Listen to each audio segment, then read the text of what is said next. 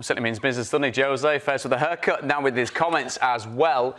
Gents, welcome first and foremost. Sheffield United, another good victory yesterday against Bournemouth.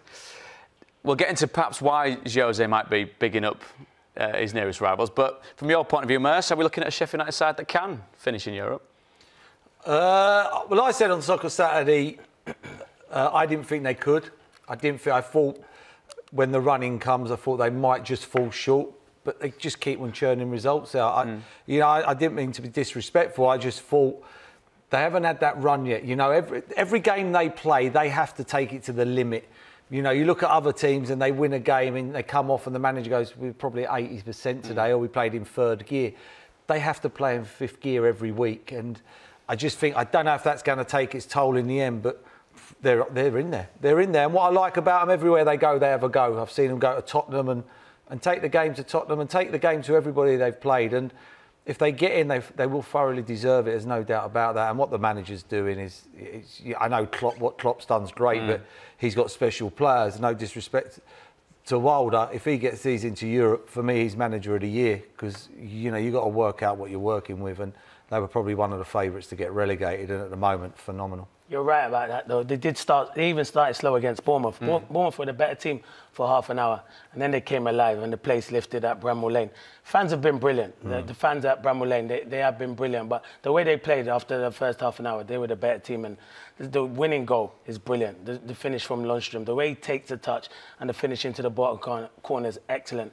Credit has to go to Wilder. He's done a terrific job with that group of players. And they haven't spent any major big money, but as a collective group, you can see how tight-knitted they are. And they're starting to churn out the results. I believe Sheffield United have got a great chance. They've got a great chance of getting into that top. I don't think there's any disgrace to say that it's a team that's greater than some of its parts, because it's very much the emphasis on what that is. But as Merce says about what Wilder's done, you mentioned it as well, what does he do? I mean, we understand that the way they play football is slightly different to perhaps what we've seen over the course of several seasons in the Premier League, but it's got to take more than just that little bit of innovation, hasn't it? Yeah, you're right. Everyone talks about how the centre-halves go around the wing-backs and stuff like that, but you can see every person in that team knows their job. From the goalkeeper, Henderson, right up to Billy Sharp, who started with Oliver McBurney. I think the wing-backs have been brilliant. I think Bulldog and Ender Stevens are really good. The three centre-halves, Basham, as we were speaking off air, he played against us years ago. I thought he was outstanding. I wonder if he ever remembers. Exactly, but I thought he was outstanding yesterday playing against Callum Wilson. Callum Wilson looked right up for it, and I thought the three centre-halves were brilliant. So I just think they've got it right. Sheffield United have got it right. And you can see even when they don't start games well, Wilder, he's on the sideline, he's getting angry. You can even see he's so passionate about the game. You see the argument he had with Sermon on the side of the pitch. That just proves to me he's such a passionate manager. And he's getting the best out of these players at the moment. Let's just remind ourselves where they are currently in the Premier League table. Chris Wilder is very much emphasising that they need to get to the 40-point mark, which it's safe to say that they're going to get there pretty soon, Merce. Where they are, the kind of company that they're keeping, you can understand perhaps why Jose was mentioning perhaps about near contenders, obviously Everton with Carlo Ancelotti as well. Just how, from the point of view of their aims for the season, yes, Chris has played it down, yes, he's talked about consolidation, but to get to, let's preempt where they could possibly finish. If they do get into Europe, is that moving too quickly? Would that elevate expectation levels unrealistically? You know what? I don't think it would. I don't think it would. I think it like when Leicester won the Premier League, no one ever thought Leicester were going to go and do it again and start dominating football for the next 5 to 6 years. But if they go and do this, I think if they go and get into Europe, they'll be able to bring in better quality of player. And that's no disrespect to the players, honestly. But the way they play, there's only certain players that can play at Sheffield United. And I mean that with a lot of respect, where you've got to be hard-working. You can't be a jacko. You know what I mean? You can't be one of them, give me the ball and I'll make things happen. You've got to work your socks off. And everybody's got to play. And I think that's the thing. They've gone in at the window and they paid £22 million for a player. They've got the right to do that because of the position they're in. West Ham, I know West Ham have gone and done that. They've taken a chance. But it's hard for teams down the bottom to start paying £22 million for players. You know, for me... Does that suggest to you, Merce, that when that money comes in and they've broken their transfer record a couple of times already this season, does that suggest that after having seen the Premier League for 6 months, Chris Wilder's thinking about the evolution of the club beyond the end of this season, going into next season? Yeah, I do. And because they're doing well, you can bring in that better kind of player. Better players are going to go to the club while they're flying. Do you know what I mean? You don't really want to go there and you go, oh, Sheffield United are going to be in a relegation battle. We ain't going to get the ball. You've only got to watch Sheffield United play. Who wouldn't go to Sheffield United? You know, everywhere they go and have a go. They have a go. I don't see them going anywhere and hanging on and just booting the ball away and going away and going, oh, you know, we take a 2-0 win. They have a go and fair play to them. And the games are ticking away. That's another game. I think they got 3 or 4 nice games coming. I say nice games. There's no easy games. But they're games that they can win. And if they win them games and you've got Chelsea playing Man United and Tottenham at home in their next 2 home games, before you know it, the league's going to change and teams are going to lose them games, Chelsea have got, someone's going to lose or even draw and it's going to drop points. And if they win their games, before you know it, you could end up with 6-7 games to go and they're in the driving seat. It's Brighton, Norwich and Newcastle the next 3, which... Yeah.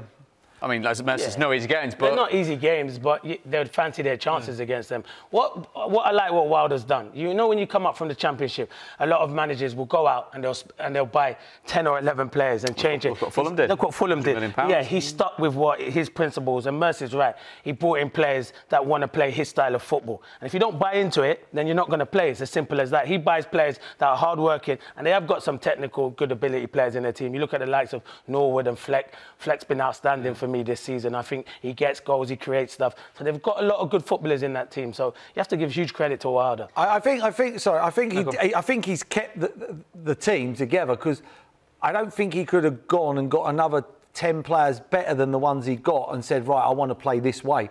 It's taken time for him to play like that, you know. And they all know what they're doing. It's a nice feeling. When you're a manager and you say to players, right, go out and do that, it's very rare you see him screaming from the top of his voice, you get there, you get here. You know, you see managers pointing left, right and centre. He doesn't do that. He gets frustrated when they're not at their right tempo. Well, how hard is that, Mers? Because you're talking about a team that has come from, in effect, League One. 5 of the players that have started, of the team have started every single game this season. Coming through there, and we understand perhaps there's a thought process that the Premier League is Hollywood and the rest are scrapping around to try and get into that. So how have they managed to keep a relatively similar team playing in a relatively similar way and be where they are? Is it the intangibles of what makes a good team, not just technically what they do? Yeah, I think hard working. I think they are fit. I think this is a fit football team. As I say, they work their socks off every game to get a result.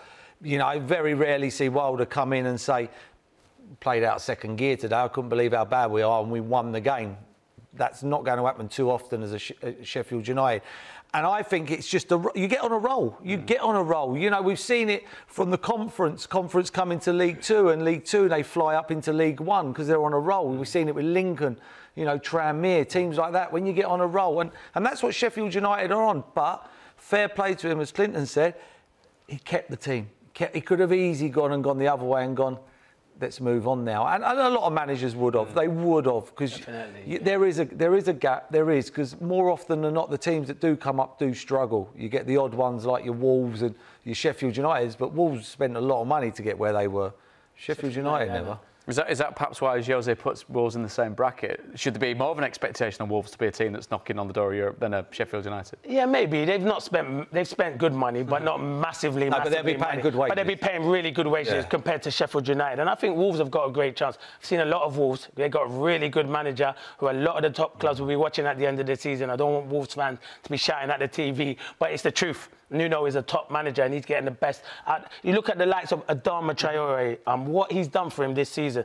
Listen, a year and a half ago, people were writing him off saying he's just a speedboat and he'll run out the stadium and he can't get across it. Now he's scoring goals, he's making things happen, and that's down to Nuno. He's been brilliant. So they've got some top players. If you look at Jimenez, I think he's a brilliant striker. He can easily go and play for one of the top 4.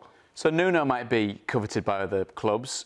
Do you put Chris Wilder in the same bracket? Yeah, of course. Why not? As in what, bigger clubs would look at him? Yeah, why not? I don't understand why it can't happen. I know because he's getting... Surely there's a perception. Yeah, but the perception is because he's worked with that group of players and brought them up from the Championship, and he's at Sheffield United, and no disrespect to Sheffield lad, and he's a Sheffield lad, and he's in with the fans and stuff like that when he wasn't managing. So, but why couldn't he go to a club like, say, a Tottenham? or something like that when they needed a manager and do a good job there. He could easily do it. He's proven that he's done it with Sheffield United. I know he's going to be working with different players and different egos and stuff like that, and will they buy into what he wants to do? But he's earned that. If a big club is interested in Chris Wilder, he's earned that for the job. You've got to remember this, it's not a fluke, is it? Exactly. Where he's been before at Northampton and Oxford, he pulled up trees. Do you know what I mean? This is not like he's fallen over and he's got the Sheffield United. Everywhere he's done, he's performed, I would say, miracles in my opinion. And I watched Sheffield United play Arsenal at home earlier on in the season. I think it was a Monday night game.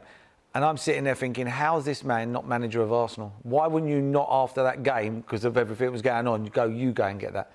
But the problem is, when you've got players on 350s and 250, you've got to ask them to go and chase down in the corners. Do you know what I mean? Yeah. But that game kind of panned out as we all perceived it. Exactly. But I thought they got I thought it was disrespectful because everybody's going, oh my God, they beat. Oh, I mean, they thoroughly. They were the much better team. Outworked them. Do you know what I mean? Much better team. And I expected. I thought if Arsenal got a draw that night, it would have been a good result. That was before the game. So that just shows you how far Sheffield United have come. Defensively, you mentioned that back three / it's not back five, is it? It could look like that, but they do bomb on either side. They're brilliant. Is that where their real success has been built on? Because obviously going forward, we're not looking at a team that's scoring a shed load of goals, but the figures reversely look at what they're very good at the back, which is keeping the ball at the back of that. And in the Premier League, that gives you one hell of a foundation to work with, doesn't it? Definitely, but they are good at the back, but they defend from the front. If you watch the game against Bournemouth, Matt Burney puts in a hell of a shift. He works hard, but O'Connell, Basham and Egan's proved to me that he's a Premier League defender. I think he's been outstanding this season. I like the way O'Connell at the left-sided centre-half, the way he goes forward and overlaps Ender Stevens. So I think to get, as a group collectively, they're brilliant at defending, and I think Chris Wilder will, let's say, defend from the front.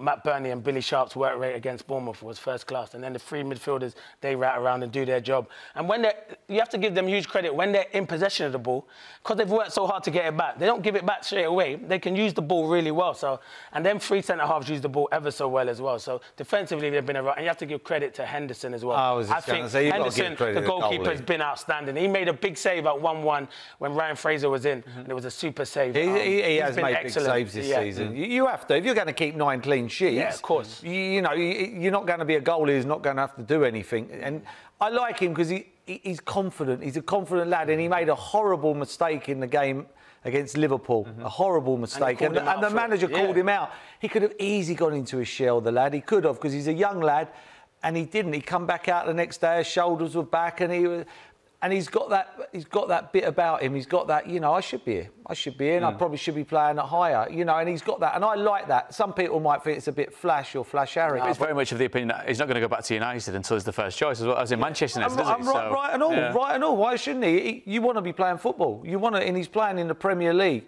He'll walk down the beach wherever he goes in the summer, and everybody will know him. Everybody will know him.